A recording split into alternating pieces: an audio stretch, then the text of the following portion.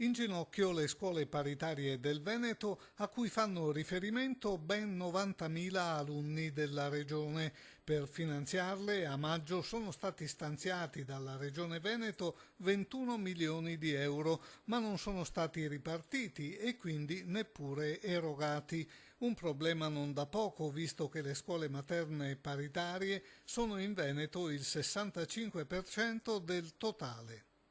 Ogni anno lo stanziamento veniva ripartito ad aprile, oggi invece quest'anno ad ottobre non è stato fatto ancora il riparto per le scuole materne. Sono quasi il 70% delle scuole presenti nella nostra regione, le scuole paritarie, materne paritarie. Mancano in effetti all'appello, solo per il 2014, 21 milioni di euro per le scuole materne e 21 milioni per gli asili nido. Improponibile scaricare quest'onere sulle famiglie.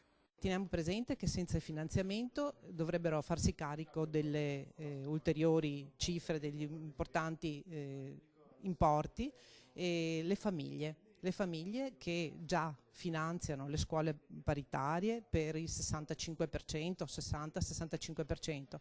La mancata erogazione dei fondi, a quanto pare, dipenderebbe da un errore in bilancio.